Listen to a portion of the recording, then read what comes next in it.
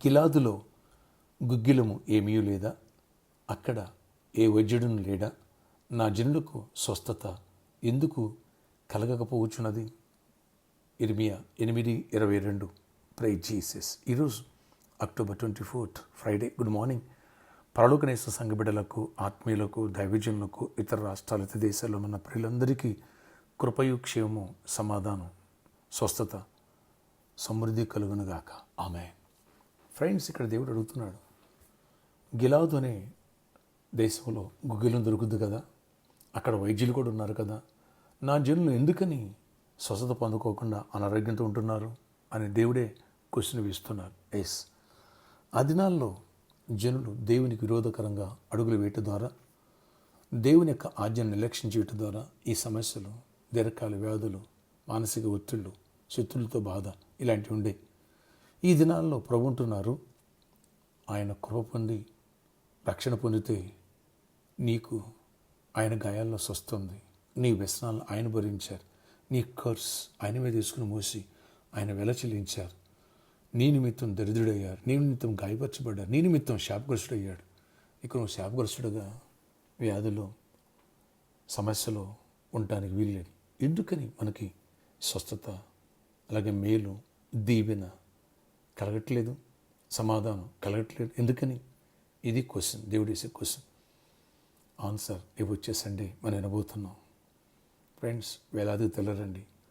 Healing prayers, అలాగే ప్రాపర్టీకి Sunday, అలాగే గర్భాలు లేని వాళ్ళకి ఫ్రూట్స్ ఇవ్వడం జరుగుతుంది. ఈ విషయాన్ని గమనించగలరు. ప్రార్థన ఆశ్చర్యకరడ. గిలాదులో గుగ్గిలము లేదా, అక్కడ ఏ వైద్యుడు లేడా, నా జనులకు ఎందుకు స్వస్థత కలగపోవచ్చున్నది మీరు ప్రశ్న వేశారు. అవునాయనా, మీరే స్వస్థపరిచి యెహోవా, మీ కుమారుడైన యేసుక్రీస్తు గాయాల్లో మాకు స్వస్థుంది, ఆయన పొందిన దరిద్రం వల్ల మాకు ఐశ్వర్యం కలుగుతుందని చెప్పావు. మరి మేమెందుకు దీవించబట్లేదు? మేమెందుకు ఇంకా శాపగ్రస్తులుగా, అస్వస్థల్లో, దరిద్రములో, కుటుంబాల్లో సమాధానం లేకుండా ఉండాలి? కనుక ఎవరు మట్టుకు వారు మేము ప్రశ్న వేసుకుని ఆదివారం ఆయన ఇలాంటి ప్రశ్నలన్నిటికీ జవాబు మీ వాక్యం ద్వారా పొందాలి.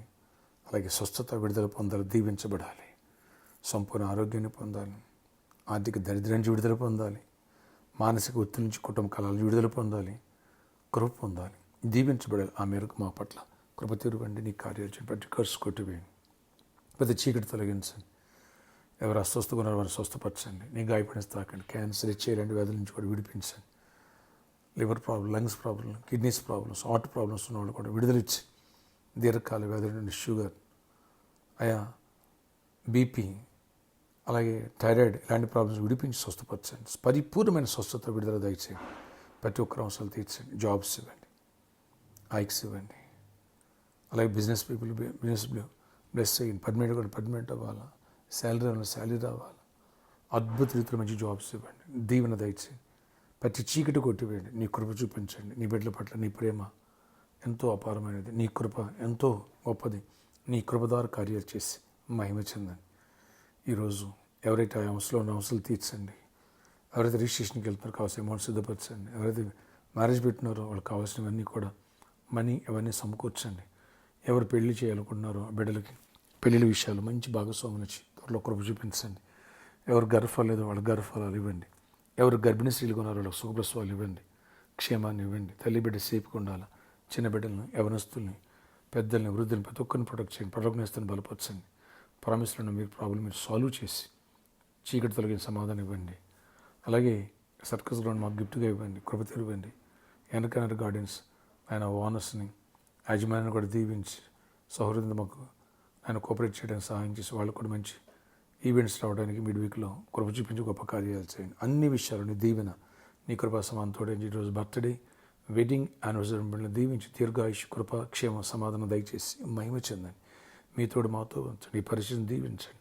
వేలాది మంది రావాలా, నీళ్ళు స్థిరపరచబడాలి, మెరాకిల్ చూడాలి. ఈ సండే ఆయన ప్రాపసీ రావాలా, ప్రజల మధ్యలో స్వస్థతలు, అద్భుతాలు చేయాలి. అట్లా అభిషేకంతో పుణ్యం నింపి, గిలాదులో గుగ్గిలం ఉంది, నువ్వు అద్భుతం చేసే వైద్యుడు, నువ్వు మెరాకిల్ చేయండి. జైమినివ్వండి. యేసు నామములో ప్రార్థిస్తున్న తండ్రి, ఆమేన్. ఫ్రెండ్స్, ఈరోజు రేపు సాటర్డే సాయంత్రం 4 గంటల నుంచి 8 గంటల వరకు స్పాన్సిబిలిటీ కలదు. May God bless you all.